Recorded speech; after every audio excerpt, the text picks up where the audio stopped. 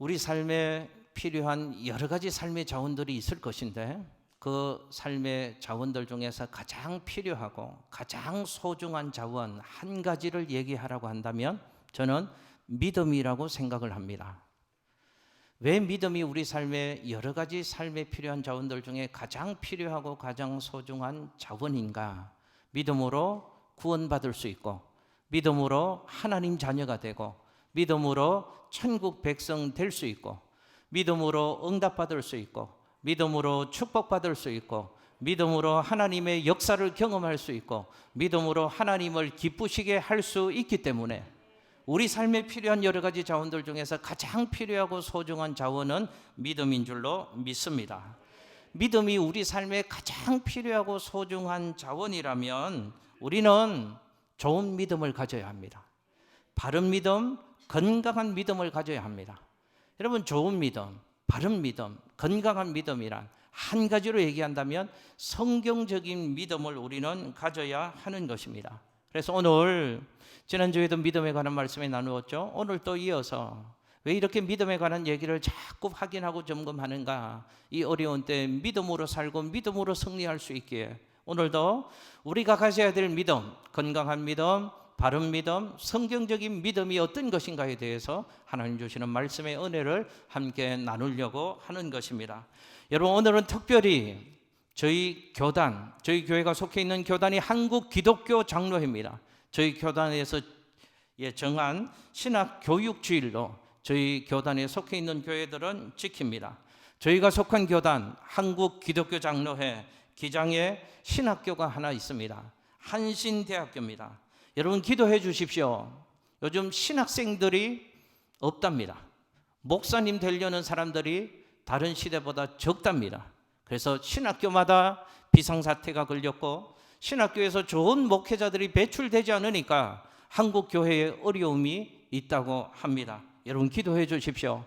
우리 교단의 한신대학교가 바른 신학을 하고 건강한 신학으로 시대와 교회를 올바르게 섬기는 주의 종들이 많이 배출될 수 있도록 우리 한신대학교가 선지동산의 사명 잘 감당할 수 있도록 우리 성도님들이 기도해 주시기를 부탁을 드립니다.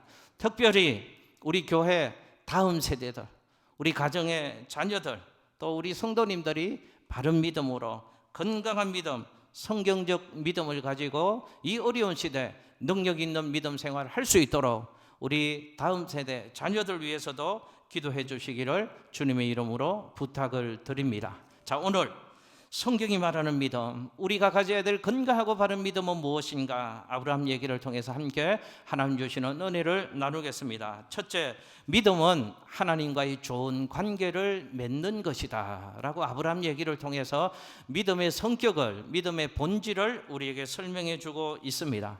여러분, 믿음이 뭔가? 믿음은 이런 것입니다. 믿음의 본질은 하나님과 아무런 관계 없는 사람이 하나님과 새로운 관계를 형성하는 것, 그것을 믿음이다, 이렇게 정의할 수 있습니다. 여러분, 한번 해보실까요? 제가 방금 말씀드렸던 믿음이 뭔가를 여러분들 다시 한번 해보시겠습니다. 시작. 제가 가르쳐 드릴게요. 또 한번 하겠습니다. 믿음이란 하나님과 아무런 관계가 없는 사람이 하나님과 새로운 관계를 형성하는 것. 할렐루야. 그게 뭐라고요? 믿음입니다. 하나님과 관계가 없던 사람이 하나님과 새로운 관계를 맺어나가는 것, 새로운 관계 맺음, 이게 하나님과의 새로운 관계 맺음이 믿음이라는 것입니다. 자, 그렇다면 제가 한번 또 질문 드려보겠습니다. 믿음이 좋다는 뜻은 어떤 뜻일까요? 믿음이 하나님과 관계가 없는 사람이 새로운 관계를 맺는 게 믿음이라면 믿음이 좋다, 신앙이 좋다, 무엇을 두고 믿음이 좋다, 신앙이 좋다 이렇게 말할 수 있는 것일까요? 이런 의미가 아니라는 것입니다.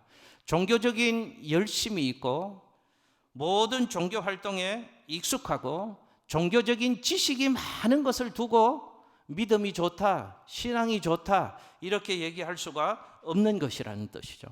이 믿음이 좋다, 신앙이 좋다라는 뜻은 하나님과의 관계가 어떻다는 뜻입니까?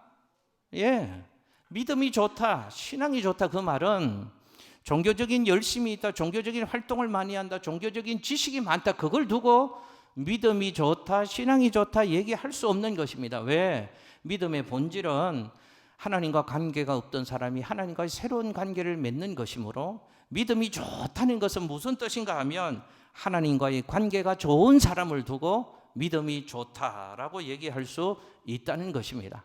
오늘 아브라함의 얘기 앞주일에 이어서 창세기 12장 1절 2절의 본문 말씀을 함께 나누려고 합니다. 오늘 말씀에 하나님이 아브라함을 불러서 아브라함을 믿음의 사람으로 세우시는 이야기가 창세기 12장 1절 2절 말씀에 기록되어져 있습니다. 여러분, 이 말씀을 가만히 묵상해 보면 하나님이 아브라함을 만나실 때 가장 먼저 시작하신 일이 있습니다. 아브라함에게 어떤 종교적인 행위를 요구하신 것이 아닙니다. 하나님이 제일 먼저 아브라함을 찾아가셔서 하신 일은 하나님과 관계가 없는 아브라함과 하나님과 새로운 관계를 맺도록 하나님께서 아브라함의 삶 가운데 역사해 주셨다는 것입니다. 여러분, 오늘 1절 2절 말씀을 같이 한 번 더 읽겠습니다. 시작. 여호와께서 아브라함에게 이르시되 너는 너의 고향과 친척과 아버지의 집을 떠나 내가 내게 보여줄 땅으로 가라. 내가 너로 큰 민족을 이루고 내게 복을 주어 내 이름을 창대하게 하리니 너는 복이 될지라. 아멘. 할렐루야. 여러분, 아브라함 얘기 지난 주일에도 제가 설명을 좀 드렸습니다. 아브라함, 우리는 이렇게 생각하죠. 아브라함은 믿음의 조상이라고 생각하잖아요. 처음부터 믿음이 있었고 믿음이 좋아져서 믿음의 조상격이 될 정도로 훌륭한 믿음의 사람이다 라고 우리는 아브라함을 생각하고 있습니다. 그런데 성경을 보면 아브라함은 원래는 하나님을 믿는 사람이 아니었습니다. 하나님을 모르고 사는 사람이었습니다. 아브라함의 아버지는 무슨 일을 했던 사람인가 하면 이방신을 섬기는 사람이었고 이방신상, 우상을 만드는 일을 했던 사람이 아브라함의 아버지였습니다. 그러니까 우리는 미루어 짐작할 수 있죠. 아브라함은 어릴 적부터 뭐에 익숙한 삶을 살았을까요? 우상에 익숙한 삶을 살았습니다. 아마 레고나 이런 거 장난감으로 가지고 놀지 않고 우상을 가지고 장난감 삼아서 어린 시절 그런 분위기와 문화 속에서 아브라함은 자라났을 것입니다. 아브라함은 전혀 하나님에 대해서 관심이 없었던 사람이었습니다. 그런데 아브라함이 어떻게 믿음을 가지게 되었는가? 하나님이 아브라함을 찾아가셨습니다. 하나님이 먼저 아브라함을 찾아가셨고 찾아가신 하나님께서 먼저 아브라함과 관계를 형성해 주셨기에 아브라함이 하나님과 관계를 가지게 되었고 믿음의 삶을 아브라함이 비로소 시작하게 되었다는 것입니다. 그래서 아브라함의 믿음이 시작되었고 아브라함의 믿음의 삶이 출발되었습니다. 그래서 우리는 아브라함 얘기를 통해서 교훈받을 수 있는 게 믿음이 뭔가, 신앙이 뭔가, 하나님과 관계를 맺는 것이 믿음이구나, 하나님과의 관계를 형성하는 게 신앙이구나, 믿음이구나 하는 교훈을 아브라함 얘기를 통해서 우리는 받을 수 있는 것입니다. 자, 믿음이 하나님과의 관계를 형성하는 것이다, 믿음이 하나님과의 관계를 맺는 것이라고 한다면 우리가 가지고 있는 믿음에 대한 일반적인 오해 하나를 수정할 중요한 필요가 있습니다. 많은 사람들은 믿음을 어떻게 생각하는가 하면 하나님과의 관계성보다는 뭘 먼저 믿음이라고 생각하는가 하면 종교적인 활동, 종교적인 열심, 종교적인 지식을 하나님과의 관계보다 먼저 믿음으로 생각하는 경향이 있다 하는 것입니다. 그러나 믿음은 하나님과의 관계가 우선되어야 하는 것이다 하는 것을 아브라함 얘기를 통해서 우리는 교훈받을 수 있습니다. 여러분 기억하십시오. 믿음의 본질은 하나님과의 관계입니다.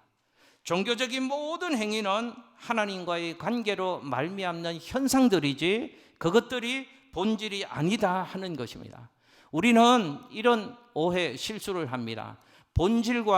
본질로 인해서 생겨난 현상들을, 본질과 현상을 오해하는 경향이 우리에게는 있습니다. 그래서 믿음도 우리는 그렇게 생각할 수가 있다는 것이죠.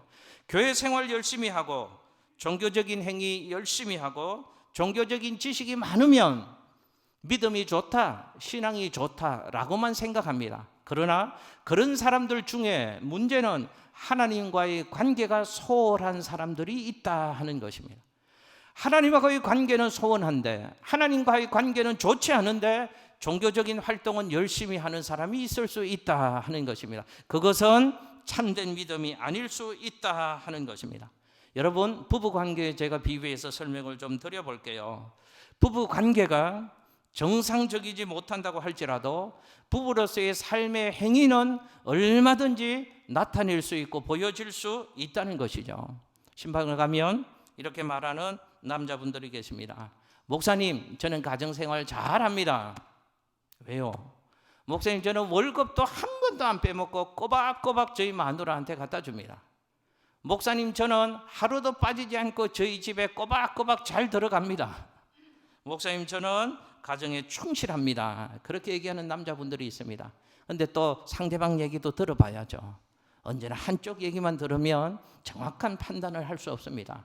아내 얘기를 들어봅니다. 집사님 진짜인가요? 집사님 얘기를 들어보면 집사님이 이렇게 얘기를 하죠. 예, 월급은 갖다 줍니다. 예, 집에는 꼬박꼬박 들어오긴 합니다. 그 다음 얘기를 잘 들어야 됩니다. 그런데 우리는 이미 심각합니다. 무슨 얘기입니까? 부부로서의 삶의 행위는 다 하고 있고 괜찮은 것 같은데 문제는 부부관계에 이미 심각한 문제가 생겼다 하는 것이죠. 관계가 중요하다 하는 것입니다. 여러분, 예수님 당시에 성경을 보면 신앙생활을 제일 잘했던 대표적인 사람들이 있습니다. 예수님 당시에 신앙생활 제일 잘했던 대표적인 사람들이 바리새인들이라고 하는 사람들이었습니다. 그런데 성경을 보면 예수님에게 또 가장 큰 책망을 받았던 사람들이 누구인지 아십니까? 역시 바리새인들입니다. 아니, 그들이 신앙생활 너무 잘했던 사람인데 예수님께 책망과 꾸지람을 받았던 사람들이 바리새인이었다는 것이죠. 바리새인들은 신앙생활 다른 사람들 보기에는 너무너무 잘하는 것 같았습니다. 그러나 주님 눈에는 그렇지 않았기에 주님이 그들의 신앙을 책망하셨던 것입니다. 왜 그들이 주님의 책망을 받았는가? 하나님과의 관계보다는 관계로 말미암아 이루어지는 신앙의 현상에 그들은 집중한 채 신앙생활을 했기 때문에 그렇습니다. 그들의 자랑은 이런 것이었습니다. 나는 1회에 2번씩 금식을 합니다. 나는 10의 1조 꼬박꼬박 드립니다. 나는 기도 시간, 예배 시간 빼먹지 않고 정말로 열심히 잘 드립니다. 나는 율법 하나님의 말씀에 누구보다 해박한 지식을 가지고 있는 사람입니다. 바리새인들이 그렇게 얘기했습니다. 나만큼 의로운 자가 어디 있느냐 하는 뜻이죠. 나만큼 신앙생활 잘하는 사람이 어디 있느냐 하는 뜻입니다. 그때 우리 주님은 신앙의 행위만 자랑하는 바리새인들을 보면서 하나님과의 관계를 중요하게 생각하지 않고 하나님과의 관계는 엉망으로 만들고 신앙의 행위만 그럴듯하게 하면서 그 신앙을 잘하는 것이라고 자랑하는 바리새인들을 향하여 주님이 책망하신 것입니다. 외식하는 자들이요, 회칠한 무덤 같은 자들이요, 주님이 그들의 신앙이 잘못되었음을 신랄하게 비판하시고 경고하신 얘기가 성경에 기록되어져 있습니다. 주님이 뭘 중요하게 생각하시는가? 주님의 말씀대로 우리는 신앙생활을 하면서 하나님과의 관계를 중요하게 생각하고 하나님과의 관계를 좋게 만드는 신앙의 삶을 살아가는 저와 여러분들 될 수 있으시기를 예수님 이름으로 축복합니다. 관계가 좋아야 합니다. 관계가, 하나님과의 관계가 좋아야 합니다. 관계가 좋으면 그 다음 모든 것들은 다 해결이 되어지기 때문에 그렇습니다. 부부관계도 마찬가지잖아요. 부부관계가 좋으면 돈을 좀 적게 벌어도 괜찮습니다. 부부관계가 좋으면 건강이 좀 약해져도 큰 문제가 안 되는 것입니다. 그런데 문제는 언제 생기는가 하면 관계가 삐뚤어지면 문제가 생기기 시작합니다. 부부관계가 안 좋아지면, 삐뚤어지면 큰 집에 살고 아무리 돈이 많다고 할지라도 그것이 오히려 그 인생과 그 가정을 무너지게 만드는 원인과 요인이 될 수밖에 없는 것입니다. 믿음은 뭔가? 하나님과의 관계의 성립입니다. 다시 한번 축복합니다. 하나님과의 관계를 좋게 만드는데 관심을 가지시고 열심을 내시는 우리 사랑하는 성도님들 되시기를 예수님 이름으로 축복합니다. 그러면 하나님과의 관계가 믿음 생활하는 것이라고 제가 말씀을 드렸는데, 하나님과의 관계가 조금 더 구체적으로 깊이 들어가 보겠습니다. 하나님과 나와 어떤 관계인가, 세 가지를 함께 또 나눠보겠습니다. 하나님과의 관계에서 하나님과 나와의 개인적인 관계가 믿음 생활이다 하는 것을 우리는 기억을 해야 합니다. 여러분, 집단적인 관계를 말하는 것이 아니고 철저하게 하나님과 나와의 개인적인 관계를 잘 맺어가는 신앙의 삶을 살아가실 수 있기를 예수님 이름으로 축복합니다. 아브라함 얘기를 보십시오. 하나님이 아브라함을 불러서 아브라함과 개인적인 관계를 맺으셨다는 것을 우리는 성경을 통해서 알 수 있습니다. 여러분, 1절 2절 말씀을 제가 한 번 더 읽어볼게요. 여러분들이 한번 제가 읽는 것을 유심히 귀를 기울여서 한번 살펴보시기를 바랍니다. 제가 1절, 2절을 읽는데 가장 많이 반복적으로 등장하는 단어 둘이 있습니다. 그게 뭔가 여러분 귀 기울여서 한 번 더 살펴보시기를 바랍니다. 제가 한 번 더 읽어볼게요. 여호와께서 아브라함에게 이르시되 너는 너의 고향과 친척과 아버지의 집을 떠나 내가 네게 보여줄 땅으로 가라. 내가 너로 큰 민족을 이루고 내게 복을 주어 내 이름을 창대하게 하리니 너는 복이 될지라. 할렐루야. 여러분, 제가 악센트를 주어서 좀 읽었습니다. 여러분 힌트 받으시라고. 계속 반복적으로 중요하게 언급하는 단어 둘이 있습니다. 무슨 단어일까요? 네, 나, 너. 하나님과 아브라함, 하나님과 아브라함, 나와 너, 나, 너, 이 관계를 하나님이 계속해서 말씀하십니다. 하나님과 아브라함이 관계를 맺으시는 게 믿음 생활인데, 그 관계를 맺을 때 어떤 관계를 맺으셨다고요? 철저하게 아브라함과 하나님의 개인적인 관계를 하나님이 맺어 나가셨다는 것을 성경은 우리에게 말씀하고 있습니다. 믿음은 하나님과의 관계 성립인데 철저하게 개인적인 관계를 맺는 것이다. 하나님과 나와 개인적인 관계를 맺는 것이다 하는 얘기죠. 여러분, 종종 이런 분들이 있습니다. 아내분은 신앙생활 잘 하십니다. 그래서 신방을 가서 남편분에게 권면을 드리죠. 선생님, 우리 집사님, 우리 권사님 신앙생활 너무 잘 하시는데 나 홀로 신앙생활 하는 게 너무 힘겨워 보이고 안 좋아 보입니다. 우리 선생님도 우리 집사님, 권사님과 같이 함께 교회에 나오셔서 신앙생활 하시면 우리 집사님, 권사님도 너무 좋아하실 것 같아요. 권면을 드립니다. 그러면 또 그분이 이렇게 얘기하십니다. 목사님, 저희 집사님이 저희 아내가 너무 열심히 교회 생활 잘합니다. 그래서 저는 나중에 저희 마누라 천당 갈 때 치맛자락 붙잡고 있으면 저도 자동으로 천당 갈 것 같아요. 그래서 저는 저희 집사람 치맛자락만 붙잡고 천당 갈랍니다. 그렇게 농담삼아 얘기하시는 분들이 있습니다. 여러분, 못 갑니다. 제가 분명히 말씀드릴게요. 갈 수 없습니다. 천국은 치맛자락 붙잡고 가는 것이 아니기 때문에 그렇습니다. 믿음은, 구원은 혈통이나 육신적인 관계로 맺어지는 게 아니고 철저하게 개인적인 관계에 달려있는 문제이기 때문에 치맛자락 붙잡고 누구 때문에 갈 수 있는 것이 믿음 생활이고 갈 수 있는 것이 천국이 아니다 하는 것이죠. 이렇게 얘기하는 분들도 교회 안에는 있습니다. 우리 집이 몇 대째 예수 믿고 있으니까, 아버지가 목사니까, 아버지가 장로니 못 갑니다. 철저하게 개인적인 관계에서 되어지는 이야기이기 때문에 그렇습니다. 여러분, 축복합니다.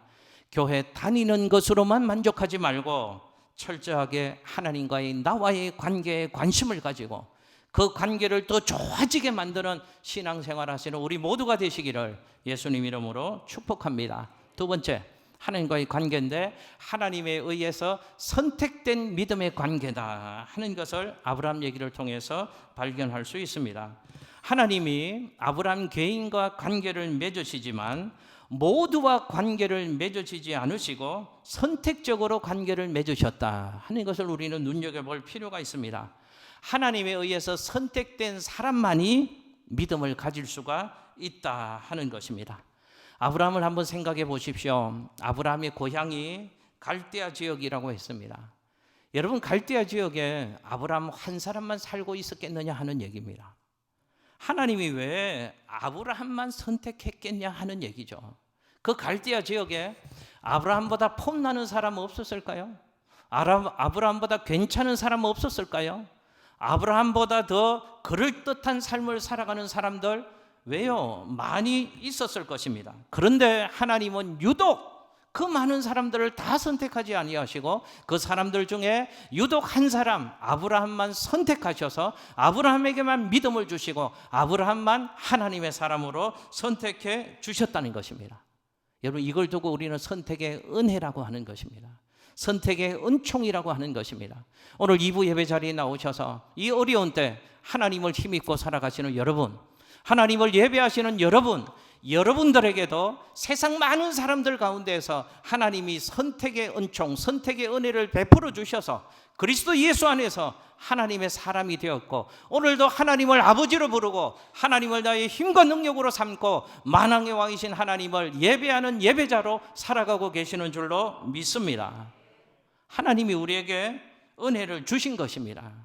선택의 은혜를 주신 것입니다. 여러분, 그럼 제가 한번 여쭤볼게요.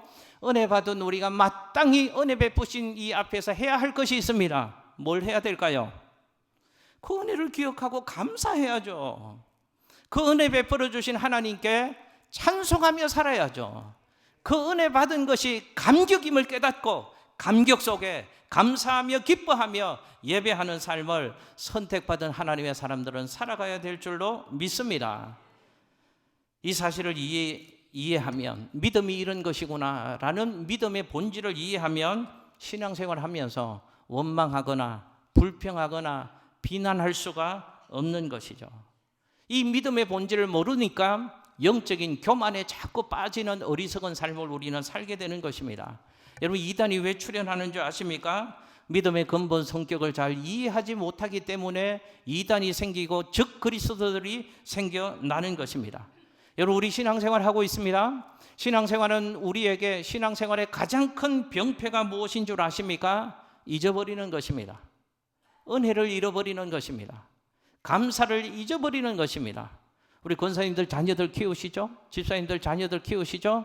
자식들 중에도 철없는 자식 분들이 아니고 철없는 자식 새끼들이 있습니다.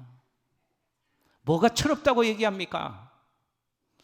은혜로 컸는데 은혜를 잊어버립니다. 부모님이 낳아주신 은혜, 부모님이 길러주신 은혜, 부모님이 기도해 주시는 은혜 속에 물론 자기가 열심히 하는 것도 일정 부분은 있을 것입니다. 그러나 그것이 전부가 아니고 그 은혜 속에 살아가는데 철없는 자식들은 부모님 해준 게 뭐가 있어요? 내가 했다고 지가 다 했다고 생각하잖아요.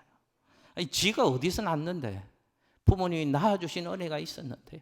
길러주신 은혜가 있었는데요. 기도해 주신 은혜가 있었는데요. 은혜 잊어버리면 철없는 자식입니다. 여러분, 우리의 신앙생활에도 가장 무서운 병폐가 뭔지 아십니까? 은혜를 잊어버리는 것입니다. 감사를 잊어버리는 것입니다. 감사하지 못하니까 불평하게 되고 원망하게 되고 순정하지 못하고 비판하는 신앙의 삶을 살아갈 수밖에 없는 것입니다. 자, 하나님이 아브라함의 선택의 은혜, 선택의 은총을 베풀어 줬는데 의문 한 가지가 생깁니다. 왜 하나님이 그럼 아브라함을 선택해 주셨을까? 그 이유가 뭘까요? 모릅니다. 왜 하나님이 아브라함을 선택해 주신지 모릅니다. 선택의 신비라고 얘기합니다. 왜 하나님이 저를 선택해 주셨을까요? 왜 하나님이 여러분들을 선택해 주셨을까요? 잘나서요? 괜찮아서요? 그럴듯해서요? 아닙니다. 그럼 왜 그랬을까요? 모릅니다. 선택의 신비입니다. 그 선택의 신비, 선택의 은혜를 누리고 살아가는 우리들이 마땅히 해야 될 게 있습니다. 감사하며 살아야죠. 그 은혜 주신 하나님께 감사, 찬송, 영광 돌리며 살아야죠. 불평하거나 원망하거나 비판하는 것은 우리에게 해야 할 일들이 아니다 하는 것입니다. 그래서 우리는 찬송하는 것이죠. 하나님의 은혜로 있을 데 없는 자 왜 구속하여 주는지 난 알 수 없도다. 알 수 없습니다. 그러나 선택의 신비, 선택의 은혜를 우리에게 베풀어 주셨기에 우리는 그저 감사하며 살아야죠. 찬송하며 예배하며 살아가야 하는 것입니다. 여러분, 둘째로 믿음에 대한 정의 하나만 나누겠습니다. 그렇다면 믿음은 처음에는 하나님과 관계를 이렇게 맺는 것으로 시작되어졌는데, 믿음은 하나님께 내 삶을 전적으로 의탁하는 것이 믿음이구나 하는 것을 아브라함 얘기를 통해서 발견할 수 있습니다.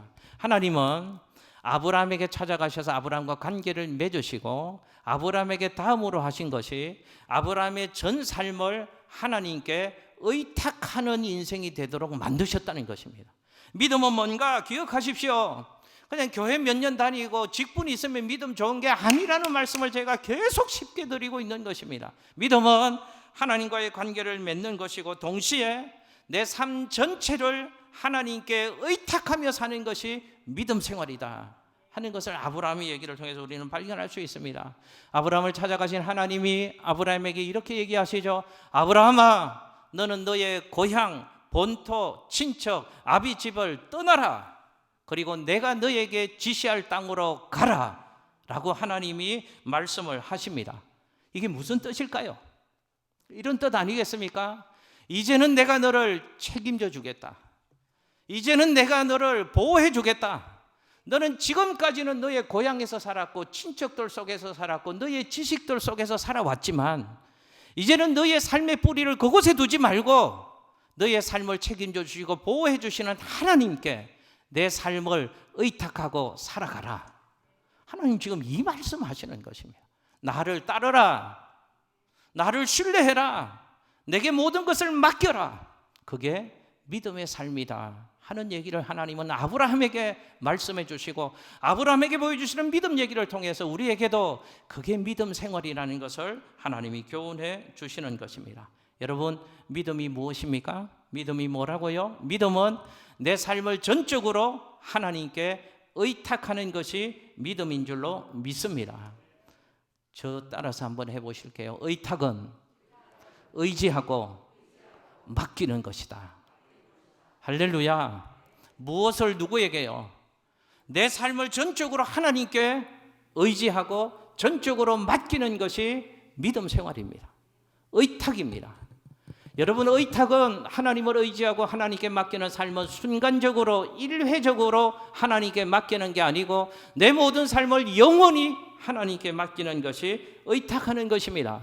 세례받을 때 한순간만 의지하는 게 아닙니다. 내 기분 좋을 때 한순간만 의지하는 게 아닙니다.